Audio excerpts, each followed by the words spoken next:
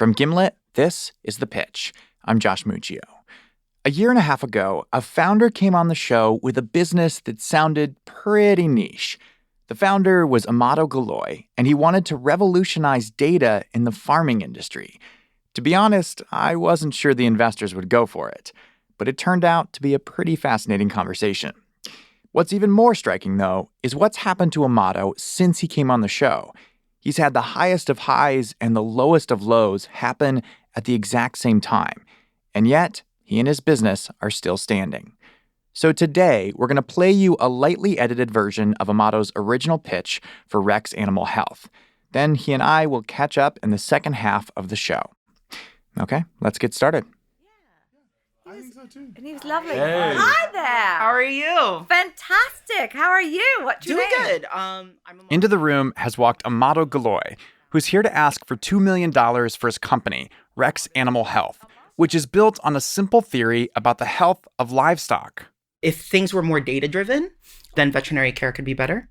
These days, you can't hear about any startup without someone mentioning data. But when I think of rolling pastures and dairy cows, it doesn't exactly scream tech startup to me. So I'm curious to see if Amado can make a case for why the humble farm is the next frontier for big data. Here's who he needs to convince. Daniel Galati is here with Comcast Ventures, along with Jillian Manis with Structure Capital, Phil Nadell of Forefront Venture Partners, and Charles Hudson with Precursor Ventures. Now, it's all up to Amado to prove Rex is the next big thing in big data. I'm Amado Guloy. I'm the CEO and founder of Rex Animal Health. I'm sorry, what was your first name? Amado. Amado. Yes, sir. Amado. Fantastic. Yes, ma'am. Well, nice to meet you. Tell us about Rex. Yeah, so one of the things that we're doing at Rex is really we're trying to answer fundamental questions about food sustainability, biosecurity, and food safety, especially when it comes to the protein supply chain. All right, here's the thing you need to understand about Amado. He's not your typical entrepreneur. He doesn't have a million business ideas and a passion for startup culture. He's a scientist, specifically a chemist and a physicist, who stumbled onto an idea that turned into a business. And it shows in his pitch. But we do our own primary fundamental research in our labs so that we can find genes that correlate with disease resistance. And I'm proud to say we've actually found some genes after completing a few genomes in the white-tailed deer and looking at the cow. And so we're in the midst of publishing that in a peer-reviewed scientific journal. All right, so here's what Amado is not explaining, at least not in a way anyone is quite understanding. Rex is a tech company that is focused on improving the health of livestock, cows, pigs, chickens, etc., by relying on big data. Our investors are doing their best to follow along, but you can tell they're a little bit lost. Well, explain that, please. What is the customer entering into the system? What data are they providing, and what output are they getting? So I guess to give a little bit background on what happens during a run-through in the barn, basically you have a vet tech or a farmer walk through their barn, and there's hundreds, if not thousands of animals. They're checking each and every stall and scoring every single animal on a respiratory score and what's called a scour score, which is basically like a diarrhea score. They input that in on a almost daily basis. And so that gets to us, and we can monitor these scores to see, and they can then look at it to be like, is there a trend? Is the respiratory score so it's raising? a maintenance of the health of the life of the animal. So Google Analytics for livestock. Right, so they're monitoring. What you're doing is you're taking these daily scores or almost daily scores that the vet tech is giving the herd, and then you're standardizing the data. You're putting up into the dashboard so you can see it, they can see it. So all of a sudden you see trends in the scores change, and then you can go into action in terms of trying to figure out what's causing that change. Is that accurate? Yes, sir. Okay, I want to just make sure. And the action is... As Daniel said, it's Google Analytics for livestock. Rex keeps track of the health of the herd, watches for trends, and helps farmers and pharmaceutical companies know which drugs are working and which aren't, all through the magic of data. So I think I'm very dense, on this. Is this to collect and create data sets to be able to inform higher production of protein sources, animal protein sources? Yes, ma'am. So, our fundamental goal is really to take this data and develop all these analytics around it so you can enhance your yield, whether that's having better quality steak with marbling, or having targeted dairy, like either high protein dairy for kind of yogurt applications and cheese applications, or high cream dairy for milk and ice cream. But also combining that to also better manage disease in the herd, because when you look at animal health in general, the United States is one of the most advanced agricultural economies in the world. We still have at least one endemic or epidemic in the herd every year. And that grossly affects things to the GDP. If you look in 2015, there was a new emerging virus called PED, porcine epidemic diarrhea. Never been seen before. It wiped out piglets like that. And when you look at kind of how fast bird flu is mutating in all different regions, yes. And that's mad huge cow danger. disease. Yes, ma'am. Years ago. Yes, ma'am. Do you remember that? The I mad cow remember disease? mad cow disease. Right? Amado is starting to speak the investor's language. He's saying livestock farms are businesses, and these health epidemics, mad cow disease or bird flu or whatever, they threaten these businesses. By gathering data on the health of these animals, Rex can reduce the risk of disease, improve the treatment of health problems, and ultimately deliver more of those animals from farm to table. I'll just give you a use case of something that we did. So there were chickens, right? And there was a high incidence of really bad bacterial infection that they basically had to kill these chickens in Turkey. And they were looking at the different drugs, and unfortunately a lot of these drugs weren't working because these were antibiotic resistant bacteria. So we took a step back and looked at the data in total. We were like, wait a minute, this population is not really having these infections, but this population is. What else was different? Then we kind of realized that the ones that got infection through basically a skin lesion. Long story short, we basically found out like it was a genetic effect. And those chickens that had that deficiency were prone to this skin condition, and that's what got infected. I wish we'd started with with the story. Yes. I wish we'd started with this story. You're Sorry. Totally get it. I feel like I totally get it. Whew. Don't ever underestimate the power of a story, even if the story has to do with bacterial infections in chickens. How much are you charging for the product?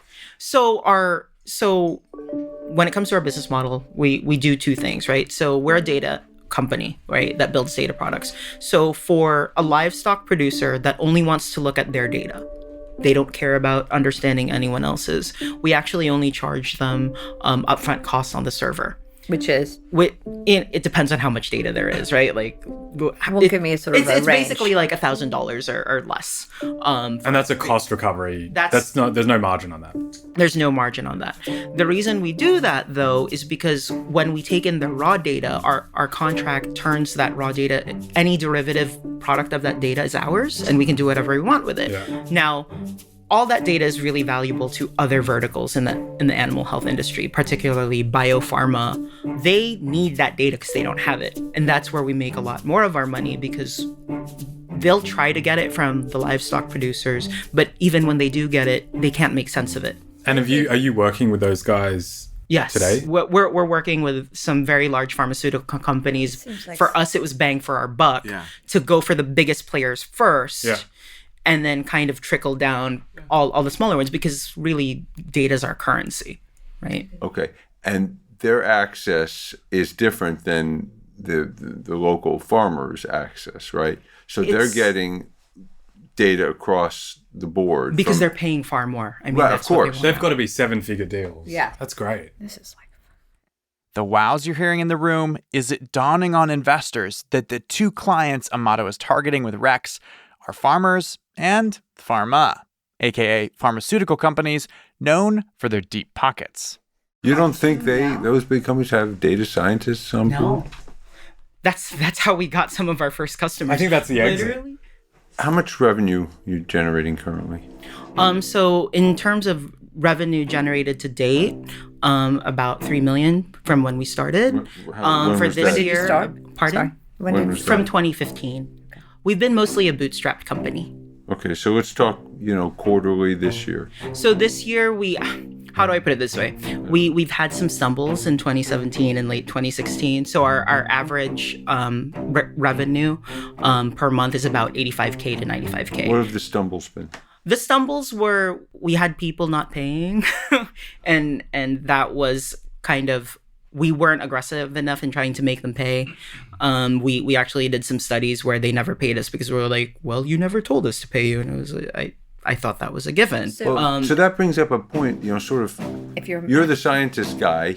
Who's running the business end of it? Who's Right. in charge of collections and doing the invoicing and all that yeah, stuff? so since that stumble, we've actually hired a COO who's really the main business guy. What's his name? His name's Eric. Okay.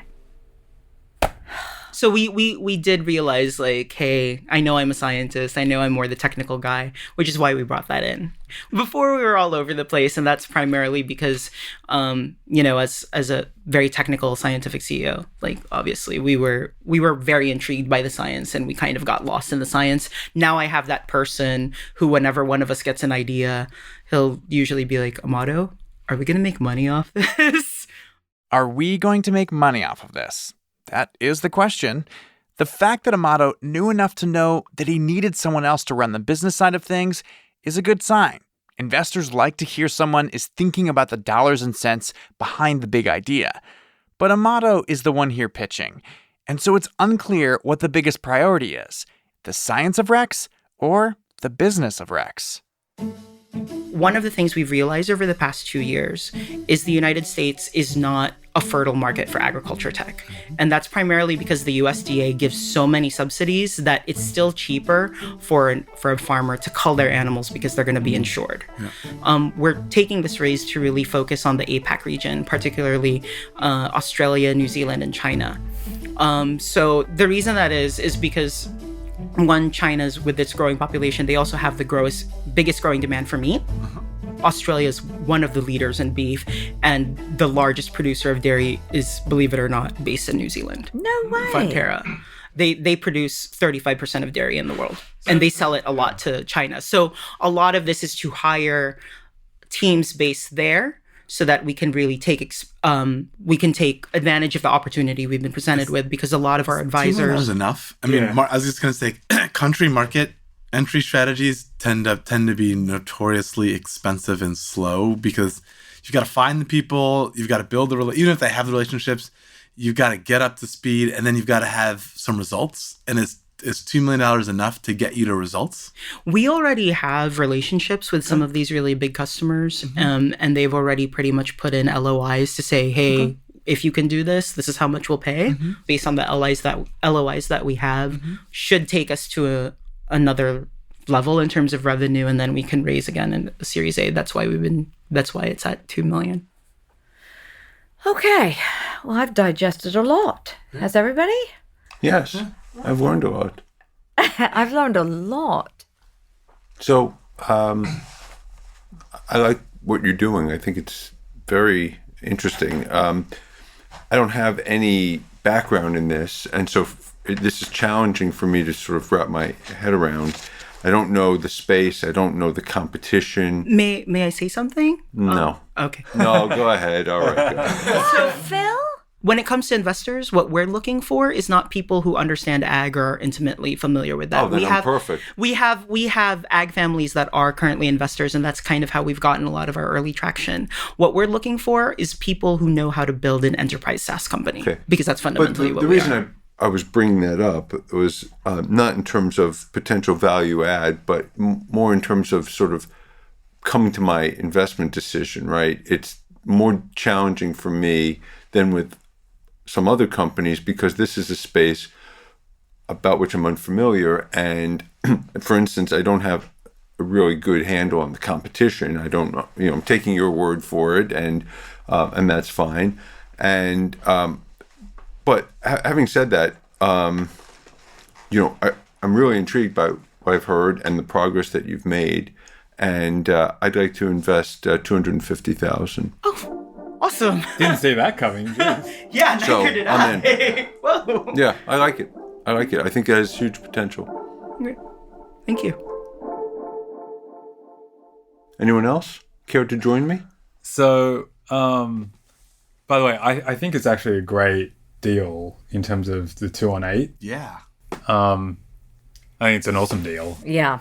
I think to get comfortable with this investment, or for me to get comfortable with this investment, I've got to believe in the scientific innovation here, essentially. And that's the bit that I would just need to educate myself on.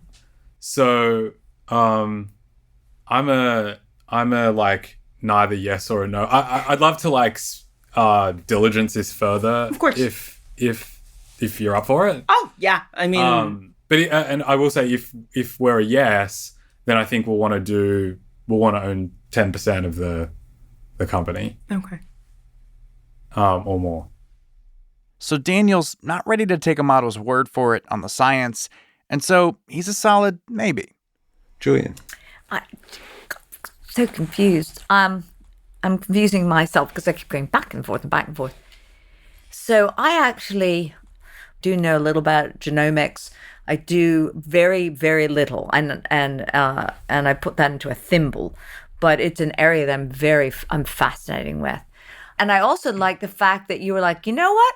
I don't know the business side. Yeah. Money is being left on the table. Yeah. I have to figure out what makes sense I like the fact that you were developing products that would make money. And there are a lot of scientists that are like, forget that. I'm going to do what I'm going to do. So I like the fact that you have that business sense, even if you don't have the business intelligence around it. But you did hire Eric to do that. I want to commit to this round, okay? I'm going to say just of my personal money, all right? I'm going to commit $100,000. So Jillian is throwing her hat into the ring as well with a $100,000 personal investment. That's $350K already. So what does Charles have to say? I have a really good feeling about you. I think you understand your customer and like their pain points. Our model at Precursor is really to bet on people first. And I just have a really good sense that you really understand what you're building and you really understand your customers' pain points. And that's rare to find. So I would like to invest a small amount in the company, which to me would be below $100,000. Fine. I don't know exactly how much, but I would love the opportunity to get to know you better and understand the business better and see if I can be value add. Okay, I'll take your money. After racking up 3 yeses and 1 strong maybe, Amado looks pretty pleased. Okay, fantastic. Okay, thank you so much. Thank you. Awesome, man. Thank you. Thank you. After Amado walks out of the room, investors dig in to why this deal seemed like a no-brainer. This guy's just throwing us, just writing checks. Writing checks in here. I have to say that if I really liked him. Yeah. If what he is communicating is true, and I have no doubt that it is, then it's great. It's huge. That's like the thing. huge. And by the way, It's a great I deal would, too. and that's another, as an investor, would be to talk to him about the exit of this, because I think that he is going to get to a point where people are going to want to buy this. And But at a 10 post, like yeah, you could see a very clear path to completely. But See, I'm okay with is he that. gonna If he hold gets on to if it? he gets a 10x exit in 18 months, Yeah. I'm okay with that. Yeah. That's a I'll sass. I'll take that all day. I could see, yeah. And I'll tell you, I would agree not with have you. said yes if he hadn't hired Eric already. Yes, I agree Because with you. you Me made too. that point, and I think it's very important. I mean, he acknowledges I he's a scientist, right? He's not the guy to run the business. Yes. And when he said he was having problems, okay, he did something to rectify it. When we come back, a year and a half has gone by, and in that time, a ton has happened to Amado and his company, including, it turns out, one of the scariest moments of his entire life. That's after the break.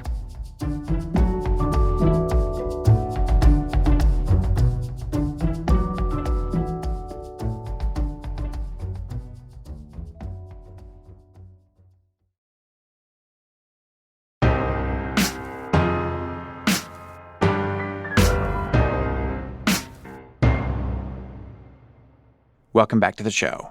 A few weeks ago, I sat down with Amado to catch up on all things Rex. Well, hey, Amado. Hi. Welcome back. I know, it's nice to be back.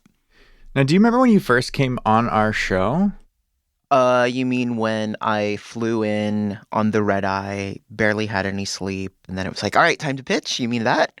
Yeah, very vividly still. And then after everyone left the room, where Amado nabbed commitments from 3 of the investors and a maybe from the 4th, things started to play out differently. Jillian and Daniel, they dropped out during due diligence, and Amado said that the reason was simply that they didn't understand the market well enough to invest. But on the bright side, during that time, Charles increased the amount from that initial. Yeah, on the show he said he was going to invest something less than $100K. Yeah, he ended up doing 250. Oh wow, that's fantastic. Yes. So it was really good. So Charles came through in a big way. But then with Phil, well, that didn't work out. Their communications fell off, and Amado says he's to blame for not staying in touch. I'll admit it was my fault. I wasn't kind of pushing hard on everything as I should have. I wasn't keeping on top of everything. 2018 was very hard from an operational standpoint, from a morale standpoint, from even a physical well-being standpoint. And it was Why? I almost died last year. What happened? So late last year, so remember how I sort of said it was my fault, kind of not keeping up on everything. Mm-hmm. And I, like in November, I actually got a really bad infection. I had sepsis, and I went to the ER, and they were like, okay, you need to be admitted right now. And then I was there. And the doctor was like, you have about a 30% chance of dying right now, just because it's at a certain stage. You're starting to show signs of organ failure, things like that. And I was like, okay. What was really hard was okay. It was a very surreal experience, right? And so I was in and out of the hospital November till the end of the year. And what was most difficult was like, how do I tell my parents? I lied to them first and kind of said it wasn't as bad. Why did you do that? I just didn't want them to worry because I didn't want to worry. I was actually thinking, it can't be this bad. I still have a company to run. I still have things that I need to do. Who's going to take care of my dog? Right. And people need me. I can't die. I'm not going to die. Yeah, I mean, right? Like I am in my early 30s. Like you still have very much this, I am invincible, like kind of GoldenEye Boris thing going on. But when it actually hits you, right, and you're like, no, this is real. My body really feels like crap right now. And they said this is going to be a long recovery. I was really scared that with me not being there pretty much physically for 2 months, I thought like, oh shit, we're gonna die. Like, I'm not gonna have anything to come back to. But you thought the company would fall apart? Yeah, and so imagine being on a forced 2-month vacation because you're in a hospital, right? And everybody just sort of being like, you cannot think of anything that'll stress you out. Like your body cannot handle this right now. And so I was just like, all right, guys, tell me if shit goes wrong. And I literally had my laptop with me in the hospital the entire time. I was like looking for emails of like, oh no, things are going wrong. And I didn't get any. Those emails never came. Yeah, those emails never came. And when I came out, it was like, how's everything going? They're like, we're okay. You might want to go on vacation and relax. And I was... And you looked at the numbers and the customers and everything, and everything really was okay? Yeah, everything was fine. And that was when I realized, like, holy crap, I am replaceable. Mm-hmm. And I have never felt happier, right? Because it means I've done my job correctly. The instant I think you are replaceable as a CEO, you've done your job as a CEO and founder. What does that feel like? It was a huge like sigh of relief. It was like, I don't have to worry about everything. Yeah. And that's when I was able to actually be like, okay, I can take a breather now. I can actually go home and not think about stuff. I can put off emails till the next day. I don't have to be constantly checking my phone. What a luxury. Putting off emails the next day. Well, it really is, right? Like, you think you Yeah. have it, you have to be on all the time. And when you realize you don't, I remember talking with one of our investors, when I got out of the hospital, I was like, this is amazing. I don't have to worry about everything. I just continue to have to do my job, and which is basically making sure that they have everything they need to do their jobs. Yeah. And we're good. But with all that, people have been really supportive. And like, look, dude, slow down. Like, it's going to be here. You don't need to be Yeah, dude, scrambling all slow over the down. place. Yeah. And don't take it so seriously, right? Like, if anything, I've become a bit more cheeky just because it's like I've looked death in the eye and kind of said, F you, I'm still going to be here. Yeah. So 2018 was a hard year, but you'd never know that from the outside. Amado says the company has basically doubled its revenue year over year, and now there are 266 million animals being tracked on the platform. And part of Amado's success came from a few listeners who tuned in to his original episode.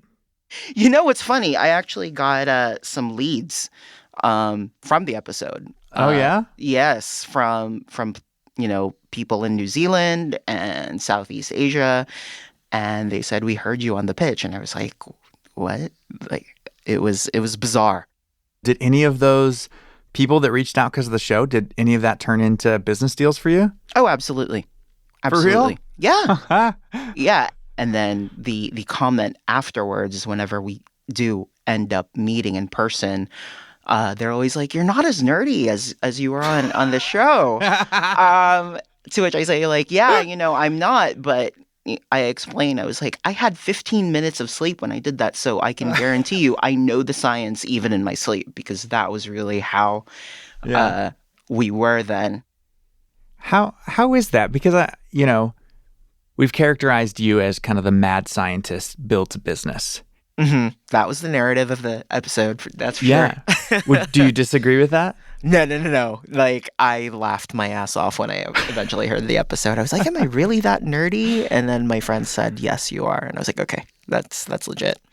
So then you had told me something. You're like, we've had people approaching us wanting to buy our company. Mm-hmm. And we haven't said yes yet, but we might. So, we've had a lot of acquisition discussions. So are these like your customers interested in buying you, like big meat companies, meat packing companies? Or? Yeah, so whenever we do deal with a really big enterprise, there's always that question, which is something I've had to get used to, where they're like, are you open to acquisition? Which is always very flattering. I mean, what do you say on the spot? I just say, of course we are. And we'll just sort of use that as part of the funnel because, we're learning about them as they're learning about us anyway. And then we get to see into their strategy where we sort of fit and where they want to do things. And then we can kind of continue the conversation there. But I just sort of look at it like fundraising as in, what is the goal of every startup? It's either to become one of these companies or to get bought by one of these companies. Right. In the end, this is why we're doing it. This is why we have investors in the first place, so they can get a return. How many people do you think you've said, yes, we're open to acquisition to? So we've been How many asked suitors are there looking to buy Rex? about half a dozen right now. What? Yeah. And you came on the show end of 2017. Here we are in 2019. Mm-hmm. Have these conversations been going the entire time? Mm-hmm. So you're playing the long game. You're just like, if people are interested in us now and throwing, $50 million at us or $100 million, if we just keep going, keep growing, they're going to be willing to throw double, triple that our way down the line. That is our hope. Any of these offers to buy the company that have come through. Have any of them been big enough to make you seriously consider them? Yes. There has been a lot of hesitation on my part. Why? Well, it's just sort of right. Like these are life-changing amounts of capital that could be set me and my family for life, right? Yeah, like move to Aruba, Yeah, bring your whole right. family, never work a day in your life, another day. But I also kind of look at it as I know myself. I am my parents' son. They are workaholics, and I'm a workaholic. And I always kind of think like, what would I do if I had all this? And the answer is always like, I'd still probably work.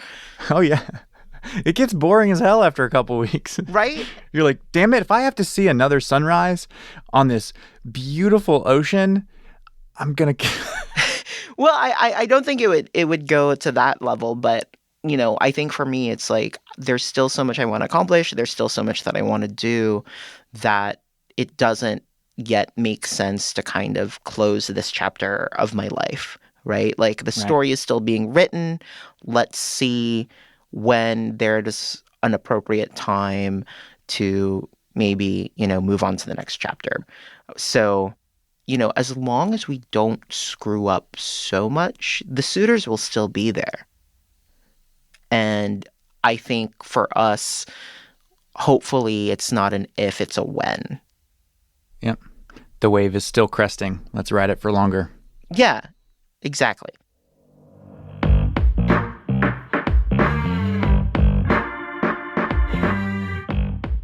I like imagining Amado riding this startup wave because it's actually the backstory to many of the big exits you've heard of. The founder just keeps saying no.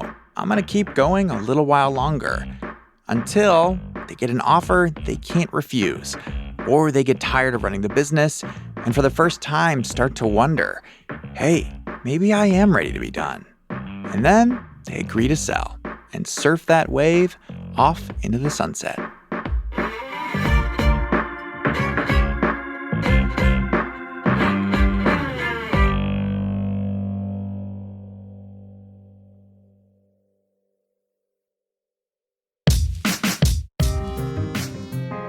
Our show is hosted by me, Josh Muccio, produced by Heather Rogers, Kareem Maddox, and Molly Donahue. We are edited by Blythe Terrell, with editing help on this episode from Devin Taylor. Theme music by The Musemaker, original compositions from Breakmaster Cylinder, Bobby Lord, Haley Shaw, and The Musemaker. Were mixed by Enoch Kim. Lisa Muccio planned the recording of this pitch, and here's a quick reminder that no offer to invest is being made to or solicited from the listening audience on today's show. Be sure to follow The Pitch on Spotify or find new episodes wherever you listen. All right, you've been listening to The Pitch from Gimlet. We're hard at work on the next season of the show, which is coming up in just a few weeks on August 7th. See you then.